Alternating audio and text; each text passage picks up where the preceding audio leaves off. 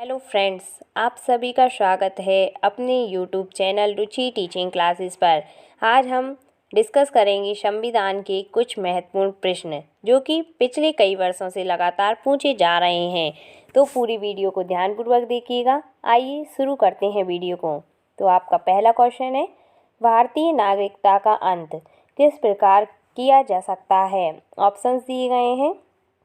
नागरिकता का परित्याग करने से, सरकार द्वारा नागरिकता छीनने से, अन्य देश की नागरिकता ग्रहण करने से, उपरोक्त सभी प्रकार से। तो बताइए दोस्तों जल्दी से, इसका सही आंसर क्या होगा?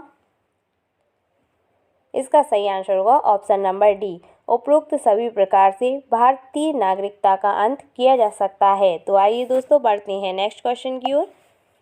आपका नेक्स्ट क्वेश्चन है, निम्नलिखित में से कौन सी शर्त भारत की नागरिकता प्राप्त करने के लिए नहीं है? ऑप्शंस दिए गए हैं। अधिवास, पंजीकरण, वंशानुक्रम, संपत्ति स्वामित्व। तो बताइए दोस्तों जल्दी से, इसका सही आंसर क्या होगा? इसका सही आंसर होगा ऑप्शन नंबर डी, संपत्ति स्वामित्व। एक ऐसी शर्त है जो भारत की नागरिकता प्राप्त करने के लिए आवश्यक नहीं है। अर्थात यदि कोई व्यक्ति धनवान भी नहीं है तो वो भी भारत की नागरिकता प्राप्त कर सकता है। तो आइए दोस्तों बढ़ते हैं नेक्स्ट क्वेश्चन की ओर। आपका नेक्स्ट क्वेश्चन है, भारतीय संविधान में नागरिकों के मूल अधिकारों का वर्णन है। ऑप्शन दिए गए हैं। अनुच्छेद 12 से 35 तक, अनुच्छेद 13 से 36 तक, अनुच्छेद 15 से 39 तक, अनुच्छेद 16 से 40 तक। तो बताइए दोस्तों जल्दी से, इसका सही आंसर क्या होगा? इसका सही आंसर होगा ऑप्शन नंबर ए, अनुच्छेद 12 से 35 तक भारतीय संविधान में नागरिकों के लिए मौलिक अधिकारों का वर्णन किया गया है। इसे भाग 3 के अंतर्गत रखा जाता है। भारतीय संविधान के भाग 3 को भारत का मैग्ना कार्टा भी कहा जाता है एवं इसे अधिकार पत्र की संज्ञा भी दी गई है। तो इस क्वेश्चन से दोस्तों हमें इतनी जानकारी प्राप्त होती है। आइए दोस्तों बढ़ते हैं नेक्स्ट क्वेश्चन की ओर। आपका नेक्स्ट क्वेश्चन है, वर्तमान में भारतीय नागरिकों को कितने मूल अधिकार प्राप्त हैं? ऑप्शंस दिए गए हैं 5, 6, 7, 8। तो बताइए दोस्तों जल्दी से, इसका सही आंसर क्या होगा? इसका सही आंसर होगा ऑप्शन नंबर बी, 6। वर्तमान में भारतीय नागरिकों को 6 मौलिक अधिकार प्राप्त किए गए हैं। मूल संविधान में भारतीय नागरिकों को 7 मौलिक अधिकार प्राप्त थे। 7वां मौलिक अधिकार संपत्ति का अधिकार था, जिसे 44वें संविधान संशोधन 1978 के द्वारा मौलिक अधिकारों की सूची से हटाकर कानूनी अधिकार में शामिल कर दिया गया है। तो इस क्वेश्चन से दोस्तों हमें इतनी सारी जानकारी प्राप्त होती है। आइए दोस्तों बढ़ते हैं नेक्स्ट क्वेश्चन की ओर। आपका नेक्स्ट क्वेश्चन है, मूल अधिकारों को प्रवर्तित कराने की शक्ति किसे प्राप्त है? ऑप्शन दिए गए हैं। संसद को, राष्ट्रपति को, उच्च एवं उच्चतम न्यायालय को, सिर्फ उच्चतम न्यायालय को। तो बताइए दोस्तों जल्दी से, इसका सही आंसर क्या होगा?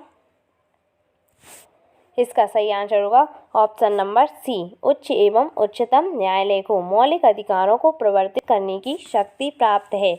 तो आइए दोस्तों बढ़ते हैं नेक्स्ट क्वेश्चन की ओर। आपका नेक्स्ट क्वेश्चन है, प्रेस की स्वतंत्रता का अधिकार निहित है। ऑप्शन दिए गए हैं।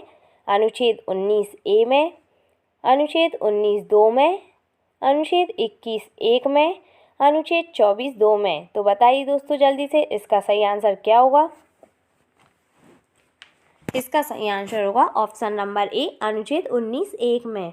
प्रेस की स्वतंत्रता को अनुच्छेद 19 1 में इंडिया बनाम वाम भारतीय राजवाद 1985 के तहत प्रेस की स्वतंत्रता को शामिल कर लिया गया है। वैसे अनुच्छेद 19 में भाषण, अभिव्यक्ति, विचार व्यक्त करने की स्वतंत्रता प्रदान की गई थी। तो आइए दोस्तों बढ़ते हैं नेक्स्ट क्वेश्चन की ओर। आपका नेक्स्ट क्वेश्चन है, संपत्ति के अधिकार को किस संविधान संशोधन के द्वारा मूल अधिकार से हटा दिया गया? ऑप्शन दिए गए हैं। 42वें, 43वें, 44वें, 46वें। तो बताइए दोस्तों जल्दी से, इसका सही आंसर क्या होगा? इसका सही आंसर होगा ऑप्शन नंबर सी, 44वें। संपत्ति के अधिकार को 44वें संविधान संशोधन 1978 के द्वारा मौलिक अधिकारों से हटाकर कानूनी अधिकारों में शामिल कर दिया गया है। तो आइए दोस्तों बढ़ते हैं नेक्स्ट क्वेश्चन की ओर। वर्तमान में संपत्ति का अधिकार है? एक प्रकार का। ऑप्शन दिए गए हैं मूल अधिकार, नैसर्गिक अधिकार, विधिक अधिकार, उपरोक्त में से कोई नहीं। तो बताइए दोस्तों जल्दी से इसका सही आंसर क्या होगा।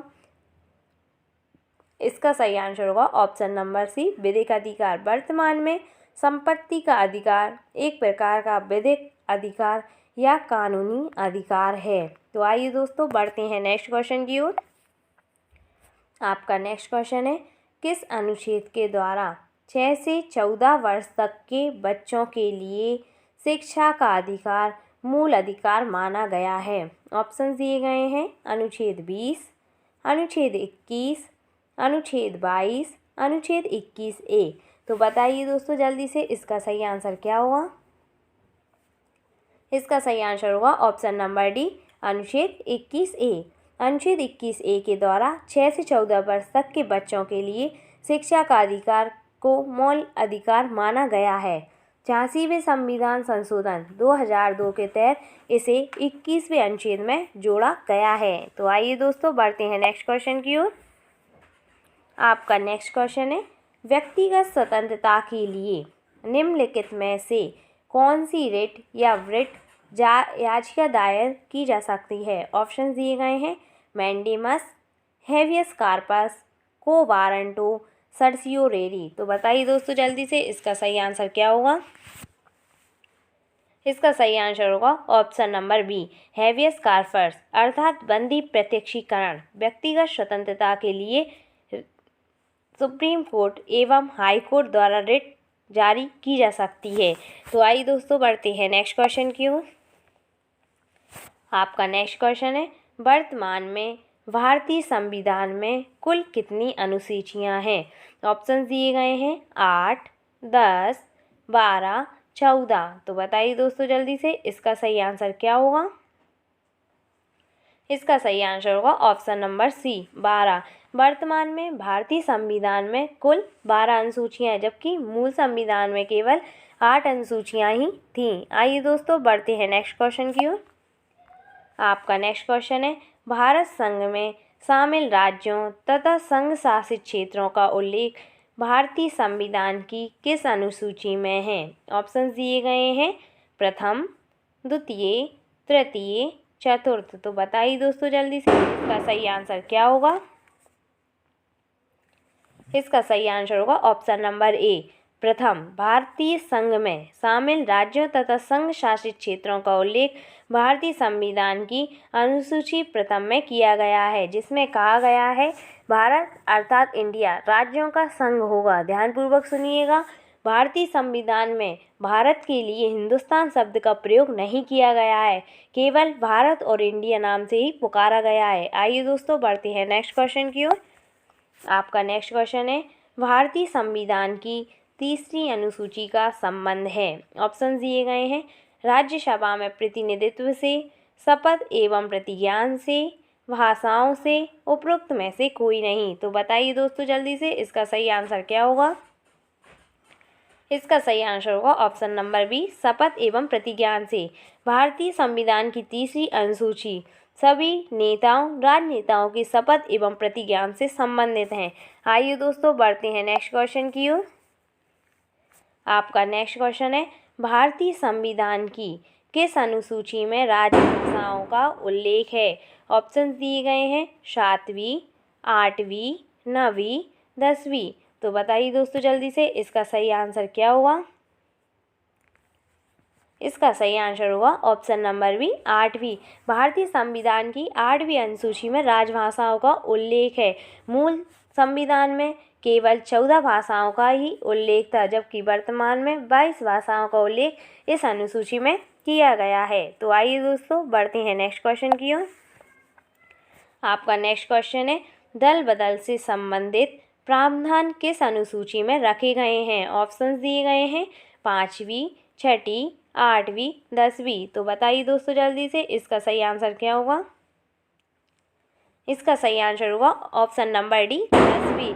भारतीय संविधान की 10वीं अनुसूची दल बदल कानून से संबंधित है, जिसे 52वें संविधान संशोधन 1985 के तहत राजीव गांधी की सरकार के समय जोड़ा गया था। जिसमें कहा गया था कि यदि कोई व्यक्ति चुनाव जीतने के बाद पार्टी को बदलता है तो उसे उस नवीन पार्टी से एवं निष्कासित कर दिया जाएगा। तो आइए दोस्तों बढ़ते हैं नेक्स्ट क्वेश्चन की ओर। आपका नेक्स्ट क्वेश्चन है, पंचायती राज व्यवस्था संबंधित प्रावधान भारतीय संविधान की किस अनुसूची में रखे गए हैं? ऑप्शंस दिए गए हैं 8वीं, 9वीं, 10वीं, 11वीं। तो बताइए दोस्तों जल्दी से इसका सही आंसर क्या होगा?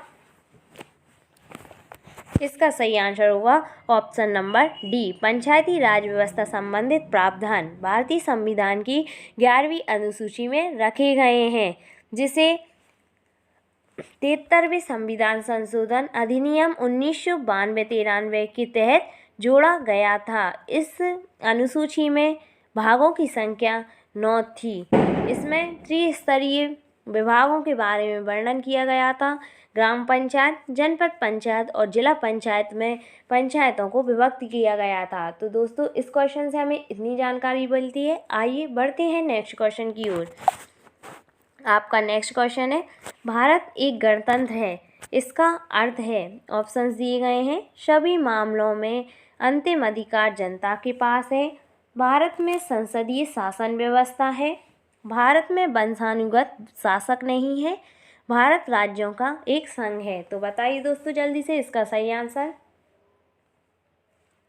इसका सही आंसर बताने से पहले हम आपको बताना चाहेंगे कि यदि आप हमारे चैनल पर नए हैं और यदि आपने हमारे चैनल को सब्सक्राइब नहीं किया है तो चैनल को सब्सक्राइब कीजिए, वीडियोस को लाइक कीजिए और नीचे दिए गए बेल आइकन को प्रेस कीजिए ताकि आप हमारी वीडियोस को आसानी से प्राप्त कर सकें। तो देखते हैं इसका सही आंसर क्या होगा दोस्तों।